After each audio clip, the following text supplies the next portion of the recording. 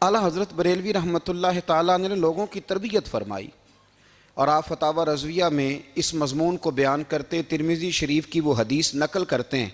आप फरमाते मुसलमानों इस हदीस को याद कर लो, अगर तुम इसे याद करोगे तो मज़बूत हो जाओगे। हदीस क्या है? नबी करीम सल्लल्लाहु अलैहि वसल्लम ने फरमाया, अगर सारे इंसान मिल के भी तेरा बुरा करना चाहें तो जब तक रब की मशीयत ना हो वो तेरा बुरा कर नहीं सकते। और हुजूर सल्लल्लाहु अलैहि वसल्लम ने फरमाया, अगर सारे इंसान मिल के तेरा भला करना चाहें तो जब तक रब की रज़ा ना हो तेरा भला हो नहीं सकता।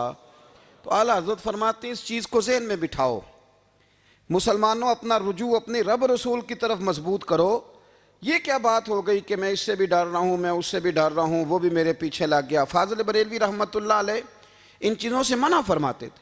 वो कहते थे ये तोहमात हैं, ओहाम परस्ती है, हमें इन चीज़ों से हमेशा बचना है, अपनी आने वाली नस्लों को बचाना है। और फरमाया करते थे रब की रज़ा पे जो राज़ी रहता है अल्लाह उसे सुकून वाली ज़िंदगी अता फरमाता है।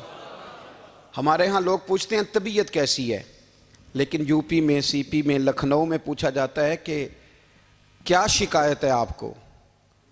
कहते हैं जी सर दर्द की शिकायत है। ये उर्दू का एक मुहावरा है। जनाब क्या शिकायत है? कहते हैं जी मुझे कमर दर्द की शिकायत है। फिर पूछने वाले पूछते हैं कि जनाब उस शिकायत का क्या बना? तो सदरुल शरिया मौलाना अमजद अली साहब आज़मी रहमतुल्लाह अलैह फरमाते हैं आला हज़रत को बुखार था तो मैं हाजिर हुआ, तो मैंने कहा हुजूर शिकायत का क्या बना? कहने लगे मौलाना पढ़े लिखे हो के तो ऐसी बातें ना करो, शिकायत किससे करनी है? रब ने जिस हाल में रखा है बड़ा ही अच्छा रखा हुआ है।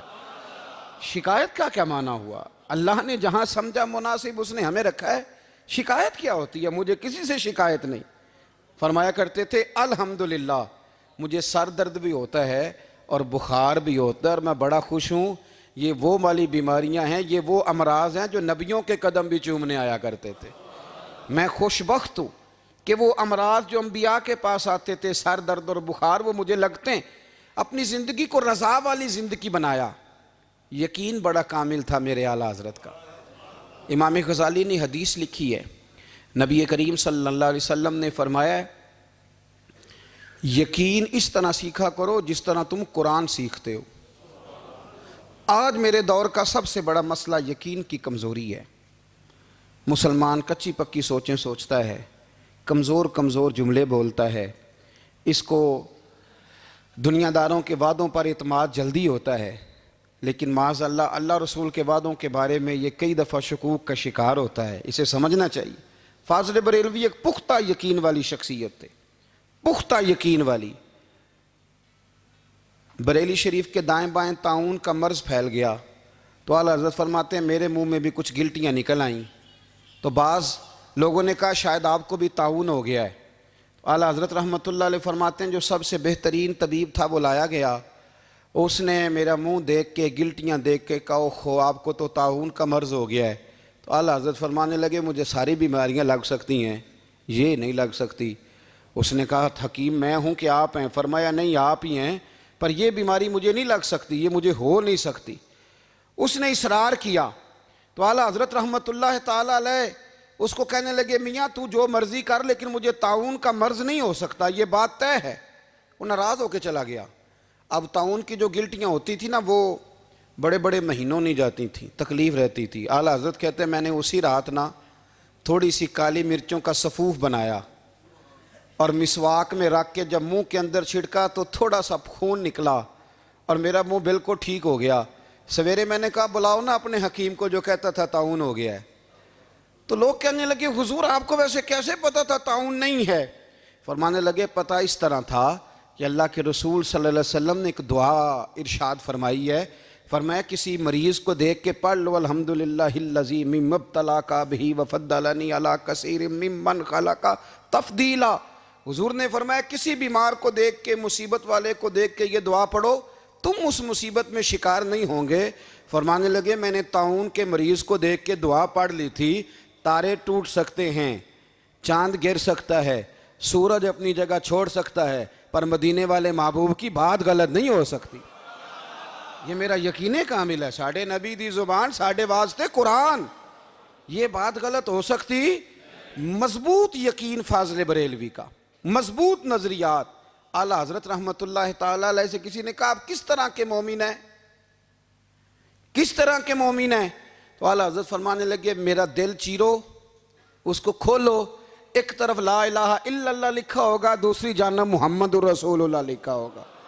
खोल के देख लो। एक तो यकीन की। फिर दूसरी बात, खुश्क लोगों को जिंदगी गुजारने का मजा कोई नहीं आता। जिंदगी गुजारने का मजा उसे ही आता है जिसे किसी से प्यार हो जाता है। बाकी ना देखे ना, एक बंदा जबरन एक शख्स बच्चे पालता है, वो कहता है ये मेरे लिए क्या मुसीबत है 5 बच्चे, और एक शख्स को बच्चों से प्यार हो जाता है। वो जवान भी है, खूबसूरत भी है, पर ईद पे कपड़े नहीं खरीदता।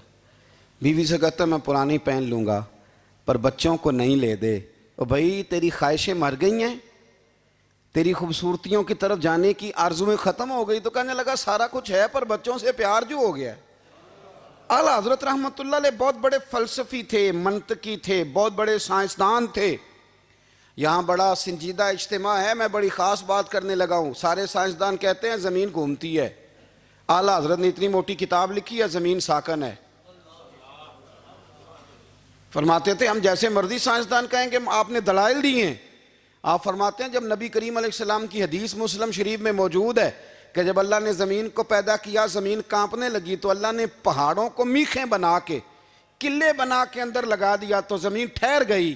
फरमाने लगे जब मुस्तफ़ा करीम ने कह दिया ठहर गई है, तो सारे साइंसदान भी कहें तो हम मानने को तैयार नहीं कि घूमती है। उन्होंने दलाइल दिए। वो हमें ना रोज़ कह देता है डॉक्टर आपकी तबीयत ख़राब है, खांसी है, घर में किसी और को तो नहीं? हाँ जी है जी।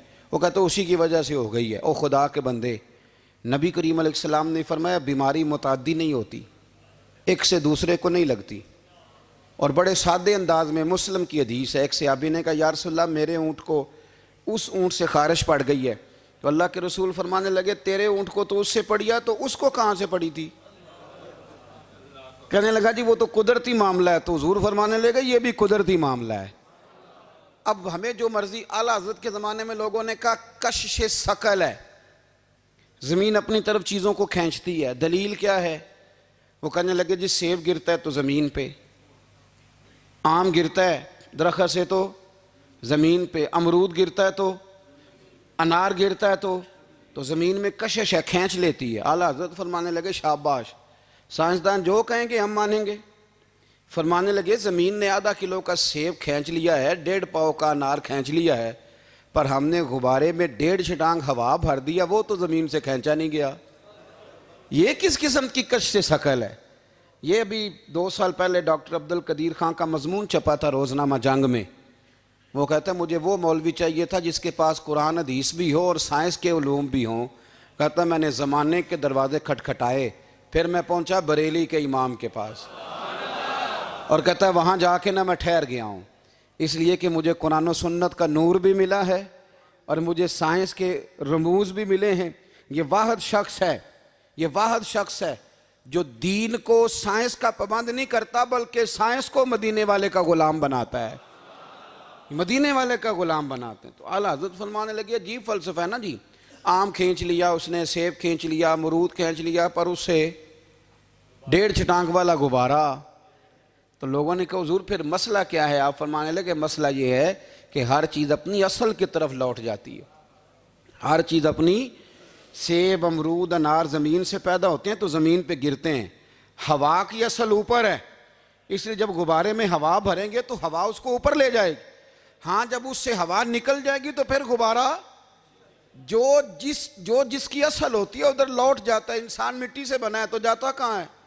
मिट्टी ना ते मिट्टी रहना ही एवं कादी बल्ले बल्ले, अज मिट्टी दे उत्ते बंदिया ते कल मिट्टी दे थल्ले। तो आला हज़रत रहमतुल्लाह ताला अलैह ने ना अपने सारे उलूम को नबी पाक का ग़ुलाम बना दिया। आप फरमाया करते थे आज ले उनकी पनाह, आज मदद मांग उनसे, कल न मानेंगे क़यामत में अगर मान गया।